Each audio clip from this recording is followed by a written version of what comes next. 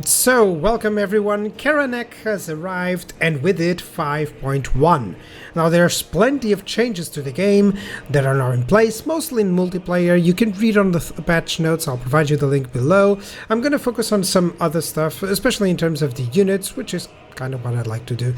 So, there's two major changes that have happened that affect chariots and plenty of large entities, especially single entities.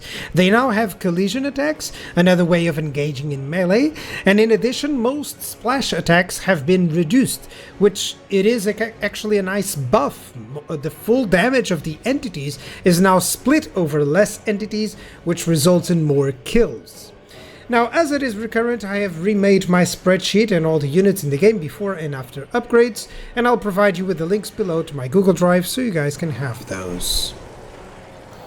In terms of Karanak, once he arrives you have basically a dilemma. You can choose from two options. I've chosen one of the options, which gives some bonuses, of course, to hound units and to the flesh hounds. So that's basically his idea.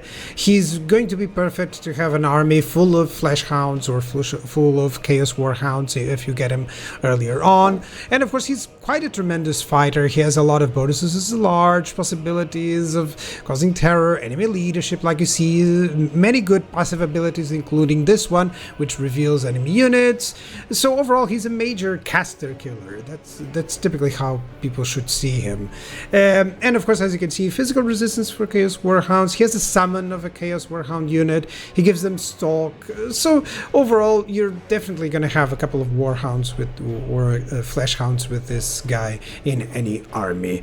That's a very nice idea that they had with this legendary hero, just to spice things up for Khorne. He's really has this sort of idea of going against enemy casters. Of course, negating magical weapons is also very nice, affecting enemies in quite a broad range, so it's really cool. I love it.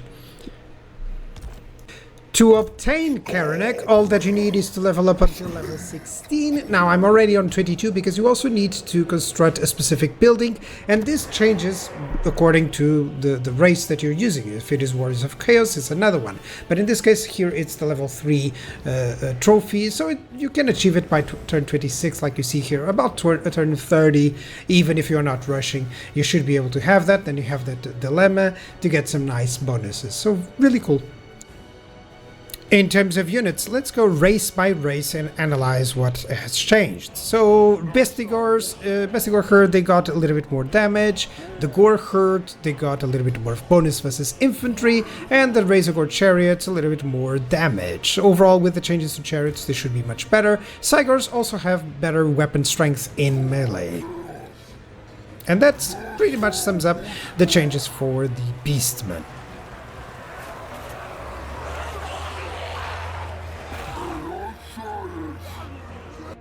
For Bretonnia, Questing Knights got more armor piercing, while Grail Knights and Grail Guardians have it slightly reduced. This is to encourage, of course, the usage of Questing Knights in some aspects.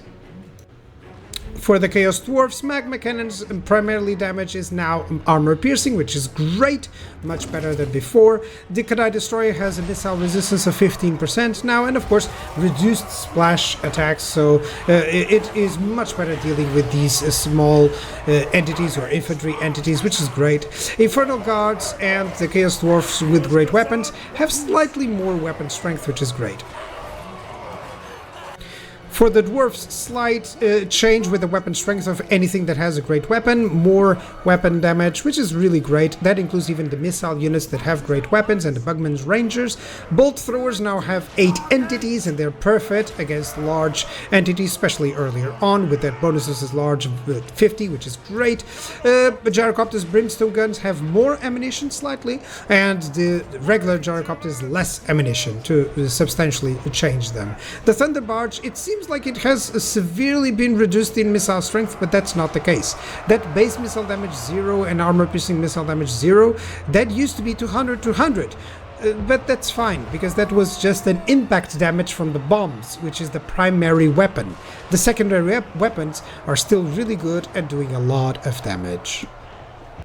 For the Empire, some nerfs. Hawkland long rifles now have a reload time of 13, it used to be 11. And in terms of the landship and the steam tank, the overall idea that they had is that they are still very good with their ranged attacks, but they are not as good in melee as they used to be. Landship reduced health in this case quite significantly, 2k almost, or actually a little bit above that. And the weapon, the missile strength, it was already reduced as well, but that was the secondary missile strength. So as in, the cannons in front are the primary weapon, and the secondary weapons are the guys on top shooting. So basically those are the ones that got nerfed, which means that the landship and the steam tanks are slightly worse in melee than they used to be. Also a significant change that I mentioned before is the splash attacks. They now have more, which means that their damage of splash damage, of the melee damage, is now split over more entities, which means less kills overall. So, but they're still pretty good units, should be a decent nerf that doesn't completely negate their usefulness in battle. And come on, they look pretty cool still.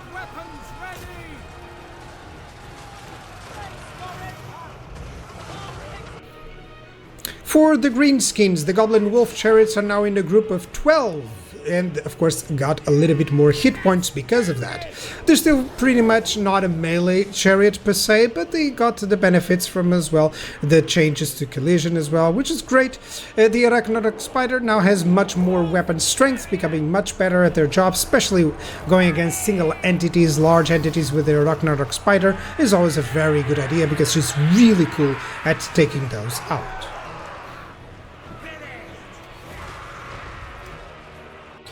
In terms of Khorne units, they now have 35% spell resistance across the board. That includes the demon units, and overall some minor changes with the weapon strength. For instance, the Gore Beast Shares of Khorne, now they have 60.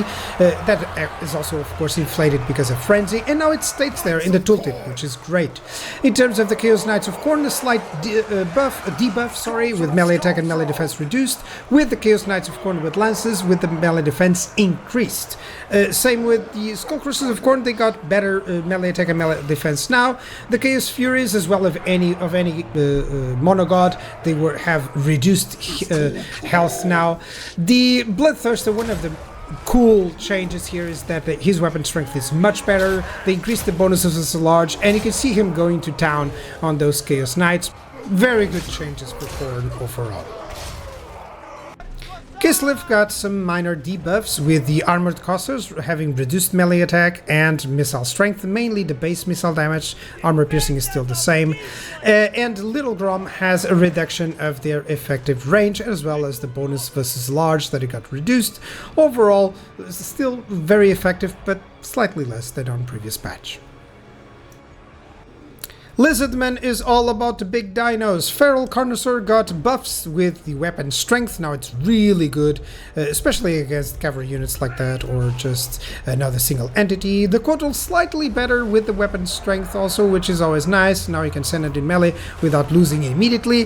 The Stegodon got the biggest nerf here. Armor piercing missile damage completely negated. Now it's half what it used to be. It's now a small ballista on top of the Stegodon. The Feral Dread Saurian got armor and melee defense, which is great, alongside one of the biggest changes in terms of splash attacks, because now it's only 8, which is perfect. It does so much more damage to infantry units that it is surrounding, similar to the Dread Saurian as well, with the more armor, more melee defense, and also those splash attacks, which is great, so that it can go, as you can see here, even against Chaos Knights, which is excellent.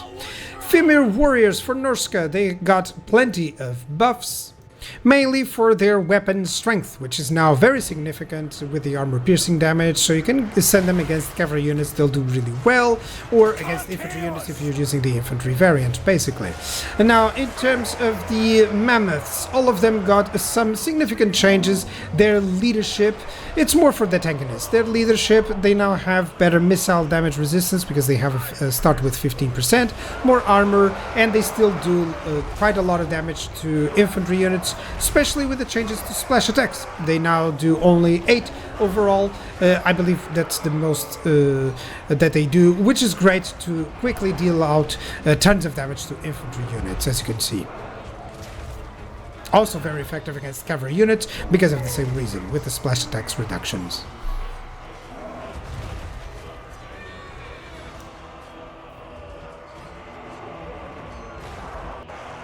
For Nurgle changes, Chaos Furies also reduced health compared to the previous patch, while the Pox Riders of Nurgle now have an increased bonuses versus infantry of 12.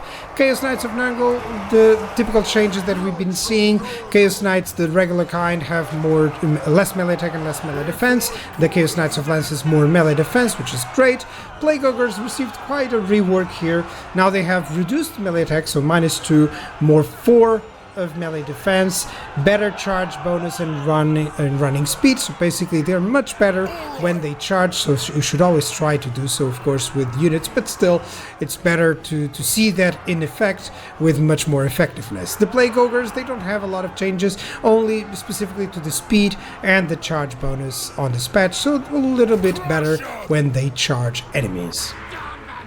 For Skaven, perfect! Storm Vermin with halberds, benefits across the board with more leadership, melee attack and melee defense, really, and even more weapons strength. Storm Vermin also a slight buff with the leadership, making sure that you can field both for different issues. Now, one of the key ones that I love, the Doom Flayers are now 8 models. They have reduced weapon strength, but they're doing much more damage because they no longer have splash attacks, which means that weapon strength is fully on each single entity, and you can see the effect on that unit of swordsmen. They go to town on them. It's really cool now.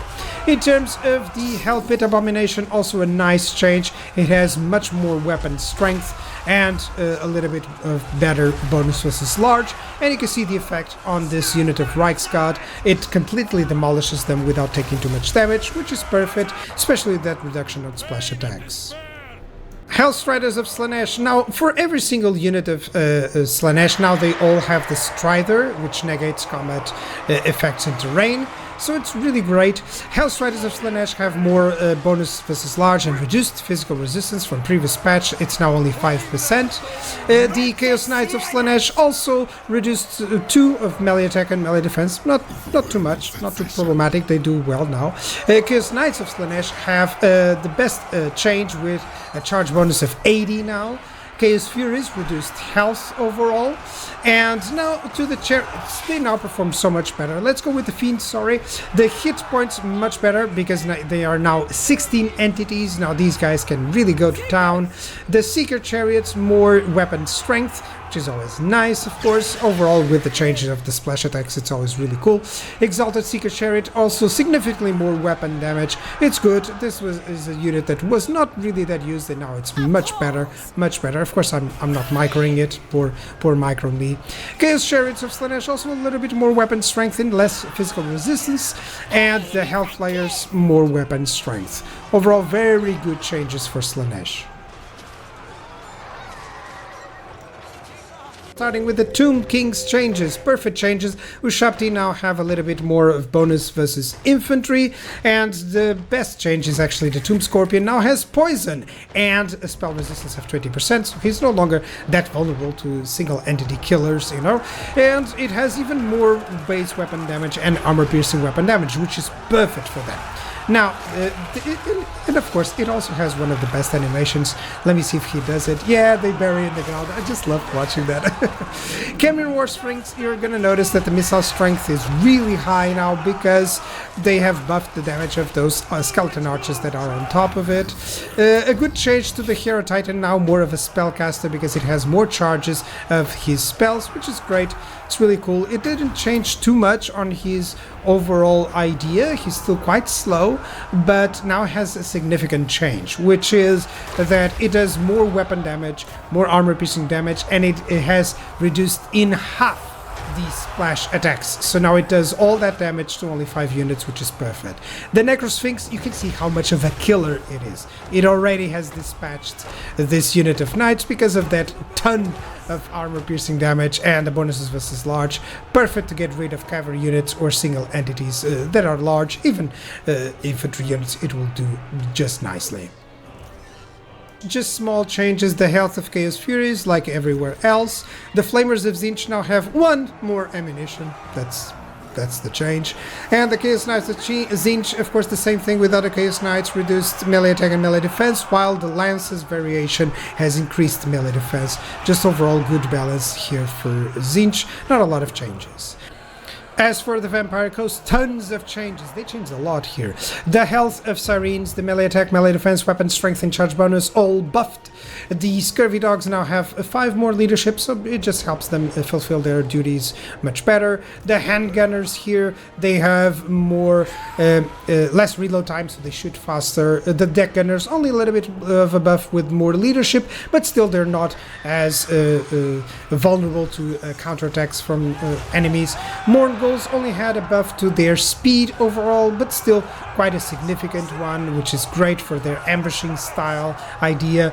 Now, in terms of the Rotting Prometheans, both the non-weapons and the ones with gunnery mobs on top of them, they just do a lot more damage in melee. The Necrophix Colossus now does a little bit more damage in melee and in terms of missile, and has less reduced splash attacks, so it's much better in melee. The Death Shrink Terrorgeist has reduced hit points, actually, which surprised me, but still more melee attack, more melee defense, more weapon strength, and the bonuses versus large now, which is great. Less entities hit by splash attacks is also great, as we've seen across the board. The same idea with the Rotting Leviathan here, which has more weapon strength and much less entities hit, which is always great. You guys cannot see this, but it's doing so much more damage than it used to do, because it kills faster, so they take less damage as well. That's the importance here. Moving here with the Necrophix Colossus, I briefly mentioned it, but yeah, more weapon strength. You can see that it is in melee, and it's doing quite significantly some damage to those guys, which is perfect.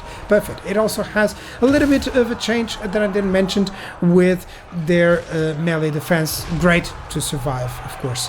The last change that we have here, of course, is with the Carronades that I'm going to show you, which have a slightly reduced reload speed now, so overall they do a little bit more damage. Perfect changes for the Vampire Coast. I really want to play them now. In terms of the changes for the Vampire Counts, Black Knights with Lance got a little bit more charge bonus. Direwolves just a little bit more leadership. They'll die there, but I just wanted to showcase those.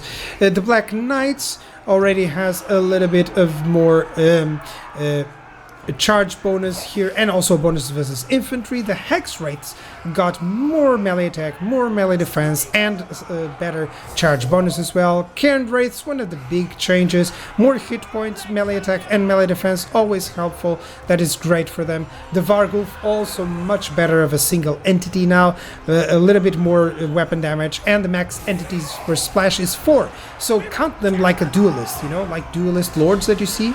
That's now the Varghulf.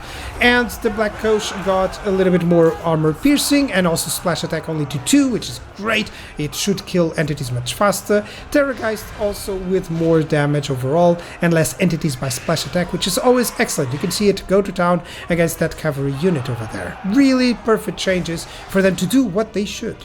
Warriors of Chaos, not a lot of changes, just the Chaos Knights, as you've seen, reduced melee defense and melee attack on the basic variant. The Lances got more melee defense. The Dragon Ogres, just a charge bonus change, and the Dragon Ogre Shaggoth, just a little bit more armor piercing damage. As for the Wood Elves, the Way Watchers got more hit points and 1 more ammunition. I don't know why, but they did. The Deepwood Scouts have the biggest change, from their range becoming 180, which is perfect for them. Perfect because they have magical attacks, and it's great against any demonic units. The weapon strength of all of these missile-based units has been reduced from to 24, basically 19.5 in terms of armor piercing and non-armor piercing, basically, or the opposite. The Glade Guards have more hit points and more entities. Now they are 90, which is perfect. Also the weapon strength base 19 and 5 of armor piercing. Sisters of Khorne and the other cavalry units that I showcased there, they just have more speed right now, which is perfect for their role. Let me just send them to charge. So overall they're much faster, perfect for their case and for their utility. The last change here, I forgot to charge the Forest Dragon. Oh, how bad. Now it has a little bit more hit points. So overall, some nice changes for the Wood Elves. Primarily the changes to the missile units are great. You can see their effect, but also this Forest Dragon now just slightly more viable, especially also with the changes to splash attack. And that is it. So Karanak has arrived. Those are the changes that I've seen with most of the units. And overall, I'm very happy with it. I just wish for a little bit more of changes in terms of difficulty and some challenge, but we'll have to wait for another patch. Until then, have a nice day. Bye-bye.